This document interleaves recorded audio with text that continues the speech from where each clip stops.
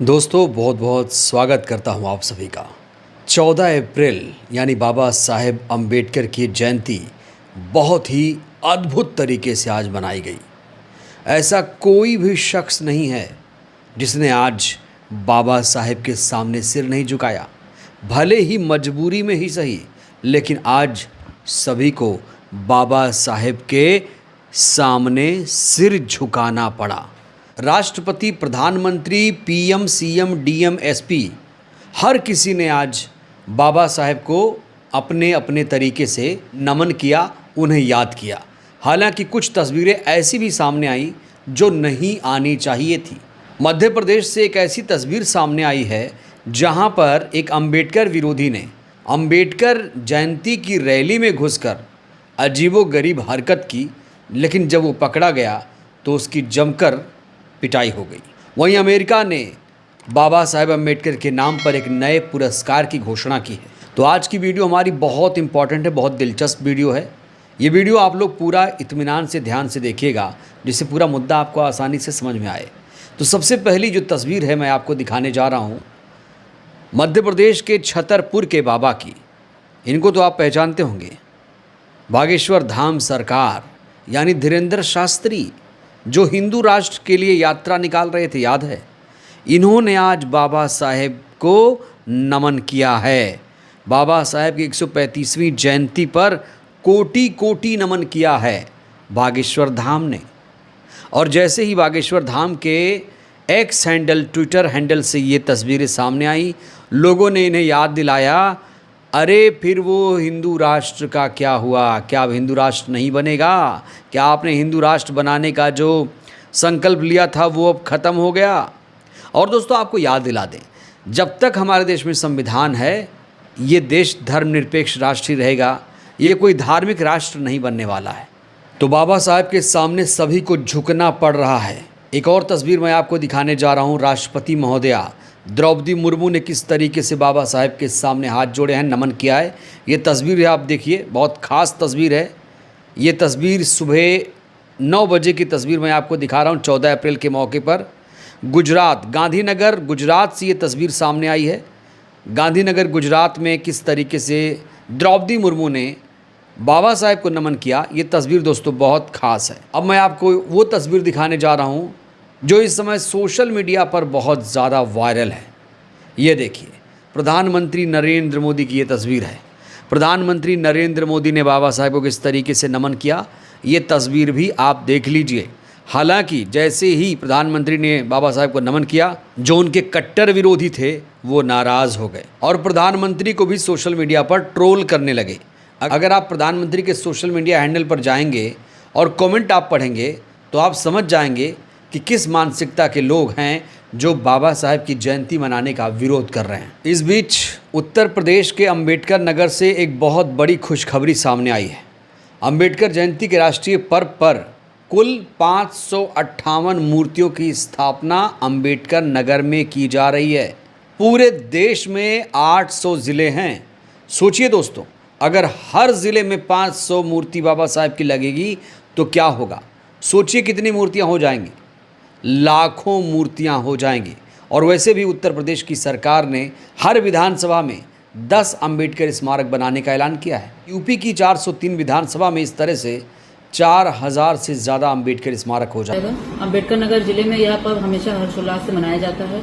इस बार कुल 558 मूर्तियां हैं जिनकी स्थापना हो रही है और काफ़ी जगह हो भी गई है। और इसके जो भी सुरक्षा इंतजाम है बहुत पुख्ता है, हर जगह ड्यूटीज लग गई हैं। उम्मीद है कि इस बार भी हम लोग पूरी सफलतापूर्वक और बिना किसी लॉ एंड ऑर्डर सिचुएशन के इस पर्व को अगली तस्वीर मैं आपको राजस्थान के जयपुर से दिखाने जा रहा हूँ।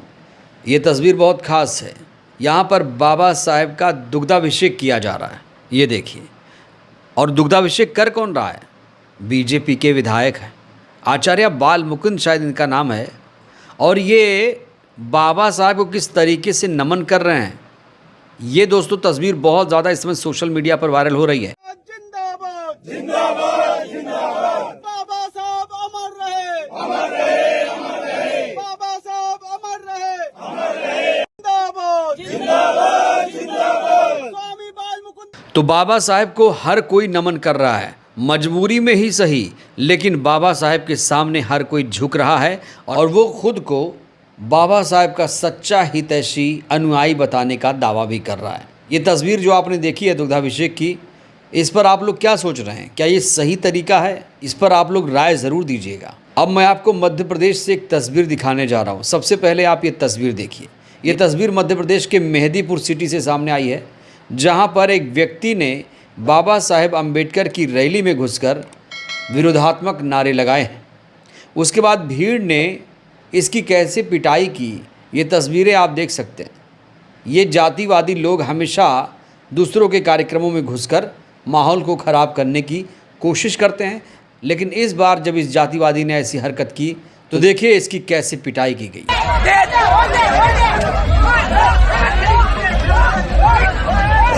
वहीं नागपुर से एक बहुत दिलचस्प तस्वीर सामने आई है। नागपुर में दरअसल आरजेडी की प्रवक्ता, अम्बेडकरवादी प्रवक्ता प्रियंका भारती पहुंची हुई थी। नागपुर बाबा साहेब की दीक्षा भूमि है, यहीं पर उन्होंने दीक्षा ली थी, उन्होंने बौद्ध धर्म यहीं अपनाया था। और नागपुर में जब प्रियंका भारती पहुंची तो उन्होंने किस तरीके से बाबा साहेब की जयंती नाचते गाते हुए मनाया, ये तस्वीर दोस्तों आपको देखनी चाहिए। इस मौके पर प्रियंका भारती ने अंबेडकर विरोधियों को चेताया भी है। उन्होंने बड़ा बयान देते हुए कहा है कि बाबा साहेब ने हमें संविधान दिया, इसका मतलब ये हुआ कि हमने स्वर्ग पा लिया है।